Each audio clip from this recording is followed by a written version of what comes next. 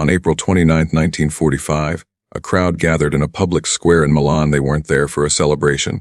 They weren't there for a speech. They were there to spit on a dead man. Benito Mussolini's body had been hung upside down from a metal beam, his face swollen, his arms dangling, his body absorbing everything 20 years of fascism had built up in the people standing below him. Rock spit, screaming, objects thrown from the crowd. And somewhere in Italy that same morning, not in that square, not anywhere near it, his children heard what was happening. On the radio, like everyone else, no warning, no private notification, no last goodbye. Just a voice through a speaker telling them that the most powerful man in their lives was dead, and that his body was currently hanging upside down in front of thousands of people who hated him. Now ask yourself one question. What do you do the next morning, and the morning after that, and for the rest of your life, when your last name is Mussolini, and the whole world just watched your father die like that? That is exactly what this video is about. If stories like this, the human wreckage left behind after history's darkest chapters, are what you come here for, subscribe to Timelines of War right now and turn on notifications. These were real people facing an impossible situation, and what each of them chose to do with the most hated name in Italy is something most people have never fully heard. Let's go. Before we talk about the children, you need to understand what that square in Milan actually meant. Piazza Loreto wasn't chosen randomly. Just months earlier, in August 1944, fascists had executed 15 Italian partisans in that exact location and left their bodies displayed in the street, a deliberate public message about what happened to people who resisted the regime. Now the city was reclaiming that message and reversing it completely. Mussolini's body and his mistress Clara Petacci were driven through the night from the small village where they were shot and dumped in the same square where those partisans had been left to rot. By morning, thousands of people had gathered. The bodies were hung upside down from a gas station roof. What followed was not pretty. It was not dignified. It was 20 years of fear, grief, loss, and suppressed rage releasing itself all at once in a public square, directed at the body of the man responsible for most of it. Photographs circulated worldwide within hours, and Mussolini's children, scattered across Italy, some of them in hiding, some of them simply at home, turned on their radios and learned what had happened the same way millions of other Italians did. No one called them first. No one thought to. That detail, small, almost administrative, tells you everything about the position they now occupied. One day they were members of the most powerful family in Italy. The next, they were people nobody wanted to be associated with. The name that had opened every door in the country had just become the name nobody wanted to say out loud. Of all Mussolini's children, Bruno was the only one who never had to live through the collapse. He was already dead. August 7, 1941. Bruno Mussolini was 23 years old, piloting a bomber on a test flight near Pisa, when something went wrong and the aircraft went down. He was killed on impact. At that point, the fascist regime still appeared outwardly strong. The war was still young. Italy's defeat, and everything that would follow, was not yet visible on any horizon that ordinary people could see. Bruno had grown up fully inside the world the regime created for young men of his generation and his position. He was drawn to speed aviation, and the image fascist propaganda was building around Italy's military pilots, symbols of everything the regime wanted to project about itself. Courage, modernity, national greatness. Bruno appeared genuinely comfortable inside that image rather than merely performing it. When Mussolini received the news of his son's death, something happened that people who had spent years watching him perform absolute composure for public consumption were not prepared to see. He wept. Openly. In front of military officers and regime officials. For a man who had built his entire public identity around the performance of strength. Who had spent decades presenting himself as something beyond ordinary human emotion. That moment revealed something underneath the persona that most people had never been allowed to see. After Bruno's death, Mussolini kept his son's belongings obsessively. Photographs, letters, clothing, objects with no strategic or political value, as if holding onto them could preserve something intact while everything else was quietly beginning to fall apart. Bruno never knew how the story ended in some ways. That made him the only Mussolini who didn't have to decide what to do with the wreckage. Vittorio Mussolini was the most politically connected of the surviving children, and the one who made the least complicated choice about what to do afterward. Through the 1930s, he had worked inside the Italian film industry, which under fascism was deeply embedded in regime propaganda. Vittorio understood image. He understood influence. He enjoyed being in rooms where important things were decided, and his father's name ensured those rooms were always open to him. He traveled internationally, including to the United States, where his arrival generated the kind of attention that the Mussolini name still produced in certain circles before the war permanently changed international perception of what that name represented. Then 1945 arrived and destroyed all of it at once. Vittorio made the same calculation that a significant number of Europeans with dangerous post-war associations made in those first chaotic months. He left Argentina, specifically Buenos Aires, which had become one of the primary destinations for Europeans seeking distance from the legal and moral reckonings of post-war justice. Vittorio settled there, lived in relative obscurity for years, wrote memoirs, gave occasional interviews, and defended his father. Not carefully, not with qualifications, not with the kind of nuanced acknowledgement of complexity that someone trying to protect their reputation might offer. Consistently, completely, decade after decade, regardless of what new historical documentation emerged about what the fascist regime had actually done. Mussolini had been great. Mussolini had been misunderstood. Mussolini had been unjustly condemned by history. These were Vittorio's positions in 1946, and they remained his positions in 1997 when he died in Buenos Aires at 80 years old. He never apologized, he never recanted. He never publicly acknowledged that the regime his father built, and that he had personally benefited from, had caused documented massive, real human suffering. He simply maintained the position until the position maintained itself long enough to outlive him. Romano Mussolini may be the most genuinely surprising person in this entire story. While his siblings navigated the aftermath of fascism through exile, ideological defense, or quiet withdrawal from public life, Romano made a choice that seemed almost deliberately engineered to put maximum distance between himself and everything his father had stood for. He became a jazz pianist, not a famous, name dilettante playing for attention he hadn't earned. A genuinely respected musician, someone who built a real reputation in post-war Italian jazz, who played alongside American artists, who performed at significant venues, and whose standing in the music world rested primarily on what he could actually do with a piano. The choice was almost too pointed to be accidental. Jazz was American music. It was the cultural opposite of everything fascist Italy had promoted. It celebrated African-American artistic tradition. It valued improvisation and individual expression over the rigid collective performance the regime had demanded from its culture. If you wanted to find an art form that represented everything Mussolini's Italy had rejected, jazz was a strong candidate. Romano appeared to understand all of this, or perhaps he simply loved the music and valued the distance it created, and perhaps those two things were the same thing. But the distance was never quite complete enough to become actual separation. Romano spent his life oscillating between the person he was constructing through music and the name he couldn't change. In interviews across the decades, he moved between emotional defense of his father and unguarded moments of bitterness, grief and exhaustion that suggested the contradiction had never been resolved into anything peaceful. He died in 2006. His Italian obituaries led with the jazz. It was, in some ways, the most Romano Mussolini outcome possible, remembered first for the thing he had spent his life using to escape the thing he couldn't escape. Anna Maria Mussolini is the least documented of Benito's children, and in some ways that reflects the life she deliberately tried to lead. From childhood, she faced significant health problems that kept her at a distance from the public existence her siblings inhabited. While Vittorio circulated through the regime's cultural and political circles, and while Edda occupied the social center of fascist Italy's elite, Anna Maria lived quietly, away from cameras, away from events, away from the machinery of power.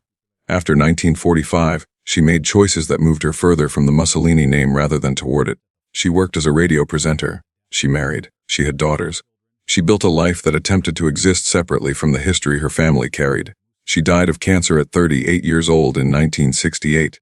Her death was noted briefly and without extended attention, the kind of brief, uncomfortable acknowledgement that anything connected to the Mussolini name received in that period.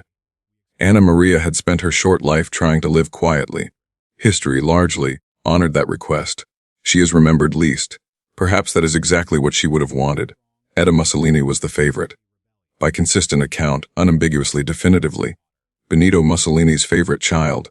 She was also the one who ended up carrying the deepest wound, strong-willed, politically engaged, temperamentally intense, and entirely comfortable at the center of power. Edda was the child most like her father in personality. Mussolini reportedly said it himself. Edda was the only real Mussolini in the family. In the 1930s, she married Galeazzo Ciano, Italy's foreign minister, one of the most influential figures in fascist Europe. The two of them occupied a position in the regime's social hierarchy that resembled royalty: palaces, diplomatic events, dinners with foreign leaders, decisions made in rooms that shaped the direction of the entire war. Then the war began consuming everything it touched. As Allied forces advanced and Italy's military position deteriorated, senior figures within the regime began calculating whether Mussolini was capable of leading the country to anything other than total destruction. In July 1943, a meeting of the Grand Council of Fascism, the regime's highest governing body, produced a vote that effectively removed Mussolini from power. Galeazzo Ciano voted against his father-in-law. From Mussolini's perspective, this was an unforgivable act of personal and political betrayal simultaneously. When he regained power as head of the Italian Social Republic, a puppet state under direct Nazi control in northern Italy, he authorized the trial and execution of those who had voted against him, including his daughter's husband. In January 1944, Galeazzo Ciano was shot by firing squad. Edda had done everything she could think of to prevent it. She appealed to fascist officials. She contacted German intermediaries. She argued with the force and intensity of someone who had grown up watching her father dominate every room he entered, and who had inherited that same quality. She used every connection, every relationship, every remaining piece of leverage the Mussolini name still provided. None of it worked. Before she fled to Switzerland with her children, Edda took something with her: Ciano's private diaries, detailed, candid personal records of diplomatic conversations, internal regime decisions, and frank assessments of major European leaders. Documentation potentially explosive enough to damage reputations across multiple countries. The diaries were eventually published and became one of the most significant primary sources for understanding the internal workings of fascist Italy and its relationship with Nazi Germany. But what Edda carried that couldn't be published in any form was the understanding that had crystallized during those desperate weeks of trying to save her husband. For Benito Mussolini, the regime had always come before family, before his daughter, before the man she loved, before anything that competed with the ideology and the power. When the choice was forced into the open, he had made it without apparent hesitation. She never fully forgave him. In interviews given across the following decades, she died in 1995 at 84 years old. Edda spoke about her father with a combination of love and unresolved fury that she never seemed to be able to simplify into anything cleaner. She still loved him. She was never able to stop. She also knew what he had chosen and what that choice had destroyed.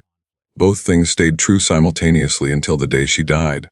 For the surviving Mussolini children, the years after 1945 required learning to exist inside a country that wanted desperately to move past the previous 20 years, and that found it difficult to do that while the Mussolini name kept appearing in newspapers, radio programs, and public conversations. Italy was rebuilding, physically, institutionally, psychologically. The fascist period was something the national conversation generally preferred to leave behind rather than examine carefully. And the Mussolini name was the most visible, most unavoidable reminder of everything the country was trying to leave. The cost showed up in small, relentless ways. Looks in restaurants that lingered a moment too long. Conversations that shifted register when the surname was mentioned. Teachers who changed tone. Journalists who appeared at the door whenever something, an anniversary, a political event, a discovered document, brought the fascist period back into public discussion. Being a Mussolini in post-war Italy meant living permanently attached to the most traumatic chapter in the country's modern history. Some family members changed their surnames entirely. Others maintained deliberate distance from anything public. Others made the opposite choice, leaned into the name, used it as identity, as protection, as political symbol. The name that had opened every door in Italy before 1945 now opened different kinds of doors, and closed others permanently. Romano Mussolini had a daughter named Alessandra, and through her the family name returned to Italian politics in a way that divided the country along fault lines that had never fully closed. Alessandra grew up in a different Italy, one where fascism was officially over, where the regime was taught in schools as historical catastrophe, where the Mussolini name was simultaneously the most infamous surname in the country and, in certain corners, still attached to a complicated and persistent nostalgia.